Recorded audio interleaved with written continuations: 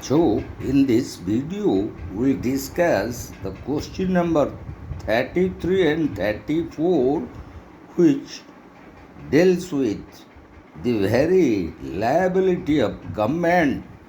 in tort committed by its servants, also the contractual liability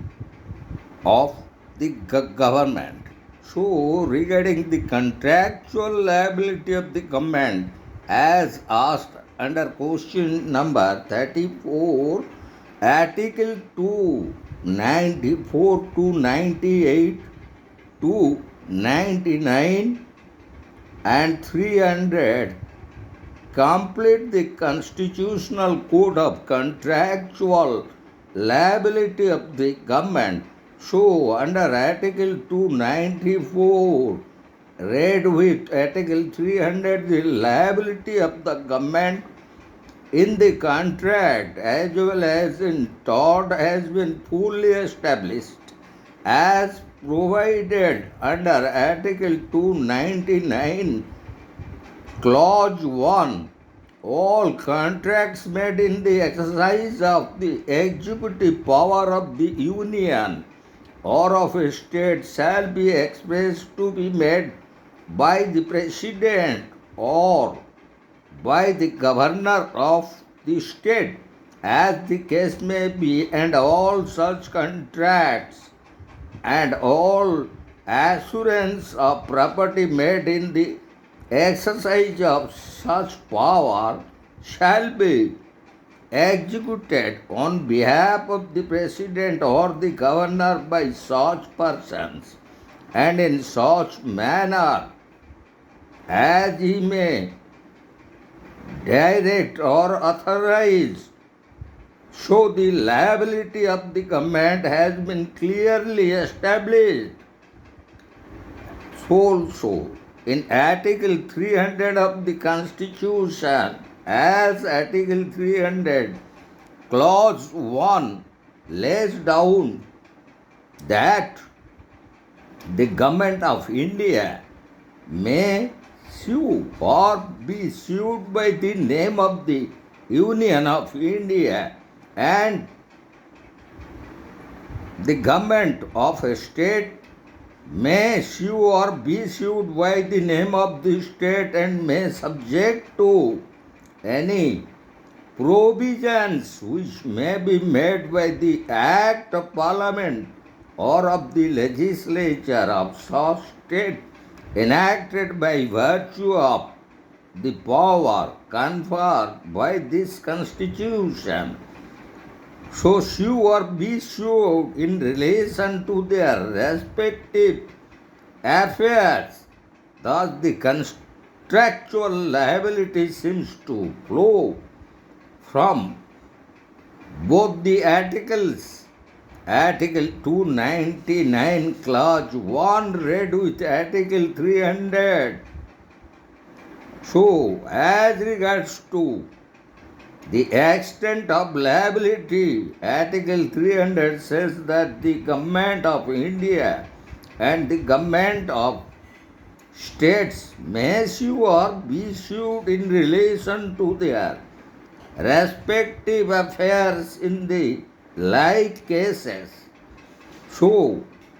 if the Constitution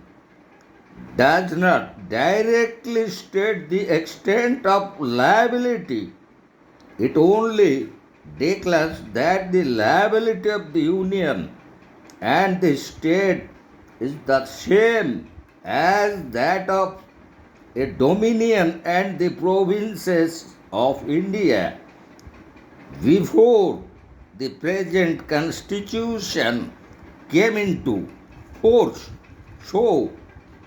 in the very leading case in Bihar, EGF Cooperatives versus Sipahi Singh, in 1977, Supreme Court reiterated that the provisions of Article 299, which are mandatory in character, require that a contract made in the exercise of the executive power of the union or of a state must satisfy three conditions. One is the contract must be executed by a person authorized by the president or governor as the case may be. And the second condition, the contract must be executed by such person on behalf of the president or governor as the case may be. And the third condition, the contract must be expressed to be made by the president or the governor as the case may be. So also in 1980 in the leading case Robert Hardev Singh versus State, it was expressed that the contract has not been executed in accordance with Article 299 Clause 1, and if the very benefits of that contract, if government is to harvest the benefits out of that contract, it will not allow the government to harvest that benefit from that property as executed contract for all time to come. So also in the leading case of Gujarat State Financial Corporation versus Lotus Hotel, the writ of mandamus can be issued for the enforcement of contractual obligation against the government. The remedy in case of breach of a government contract was simply a suit for damages prior to passing a decision. The Supreme Court struck upon this old tradition and held that the writ of mandamus can be issued against the government or its instrumentality for the enforcement of contractual obligations. So also in Davicos Garments Factory versus State of Rajasthan in 1971, Supreme Court held that in absence of any specific rule, if the competent authority has signed the contract deed in its official capacity, the requirement of the formality of Article 299 Clause 1 shall be deemed to have been complied with. In this case, the contract for the supply of police uniforms was signed by the Inspector General of Police, who did not write after his signature, signed on behalf of the governor. So also in another important leading case, and that is State of Assam versus case of Prasad Singh in 1953. The fact of the case, as the state of Assam sold out the right of fishery for certain period in auction sale and later under the rules framed under the Assam Land and Revenue Regulation 1886 and tried to lift it out by recalling its previous orders, it was held by the court that once a binding agreement has been concluded one of the party to it cannot refuse it at its will. So also in the leading case, state of Bihar versus Sonavati in 1954, the Patna High Court held that there seems to be no immunity from the consequences flowing under a contract and proceedings for its enforcement. So, these are the main issues as regarding to contractual liability of the government as provided under the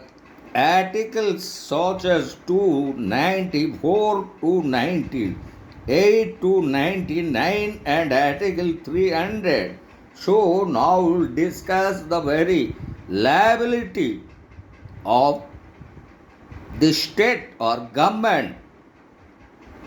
under contract and as it committed by its servant. So, regarding that, Article 300 of the Indian Constitution deals with the problem the suit against government in torts. The article declares that the government of India or of a state may be sued for the tortious act of its servant in the same manner as the dominion of India. It is one of the fundamental rules of our constitutional setup that every citizen is protected against the exercise of arbitrary authority by the state or its officers. If there is power to decide and determine to the prejudice of a person due to act judicially, is implicit in the exercise of such power, and the rule of natural justice operates in areas not covered by any law validly met. The liability of the center or state is thus coterminous with that of the dominion of India or a province before the Constitution. So an action in tort is thus maintainable in the same way as it was available before the commencement of the Constitution. So in relating to that, we will discuss the first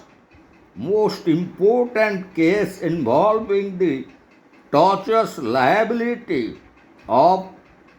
the Secretary of State for India in Council as it was raised in the leading case Peninsular and Oriental Steam Navigation Company versus Secretary of State for India in Council. In this case, an injury was caused to the horses of the Peninsular and Oriental Steam Navigation Company by the negligence of certain coolies under the employment of the authorities of Khiderpur dockyards in Calcutta. The coolies negligently dropped an iron piece on the road running by the side of dockyards. By the noise of the fall of iron, the horses of the carriage owned by the company were frightened, and one of the horses fell on the iron and was thus injured. The plaintiff company brought an action for negligence claiming damages against Secretary of State for India in Council because all the employees of the dockyard were servants of the Crown through the Secretary of State for India in Council. The defendant, that is Secretary of State, claimed immunity of the Crown and contended that the suit was not maintainable. So the very question to be decided was referred to Supreme Court in the form of whether the Secretary of State for India is liable for the damages, and as the Supreme Court through Chief Justice Peacock delivered very learned judgment and answered the question in the affirmative, the court pointed out the principles of law that the Secretary of State for India in Council is liable for the damages occasioned by the negligence of government servants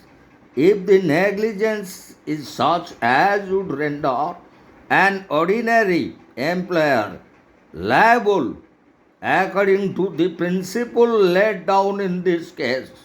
The Secretary of State can be liable only for acts of non-sovereign nature. So, in the very judgment, the very distinction was drawn by the judge between sovereign and non-sovereign acts has created a lot of confusion as to what would constitute sovereign and non-sovereign acts. There are decisions where following steam navigation company case courts have held the secretary liable, and in many other cases secretary has been held not liable. So, in the Indian context, we would like to discuss the very important leading case of Delhi, that is Satyavati versus Union of India. In 1967, the Delhi High Court expressed no sovereign function was held to be discharged by the government when a military vehicle was used for carrying hockey and basketball teams to an Indian Air Force station to play matches against the Indian Air Force, as it is not falling under a sovereign function, so the state is held liable under tort. And so also in another important leading case, that is State of Haryana versus Darshana Devi, in 1979, the Supreme Court observed, as here is a case of a widow and daughter claiming compensation for the killing of the sole breadwinner by the state transport bus, and the Haryana government, instead of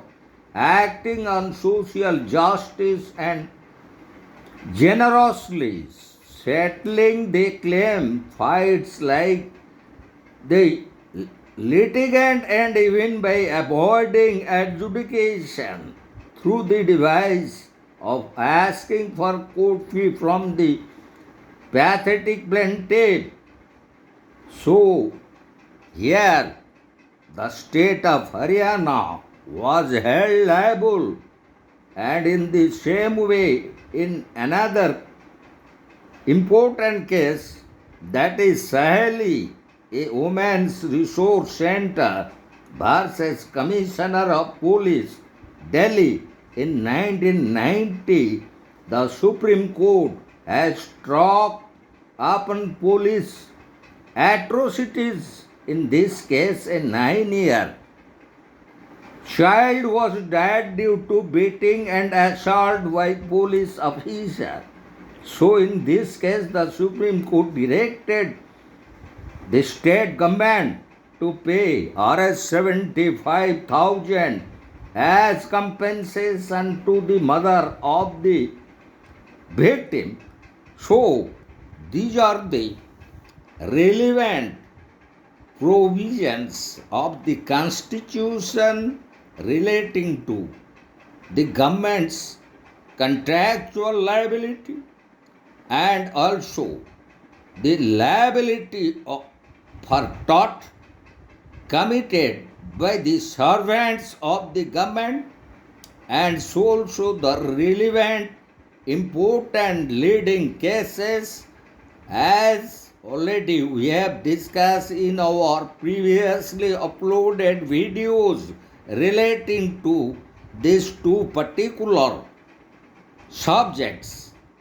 So, in our upcoming video, we will definitely discuss regarding the very privileges of administration in suits.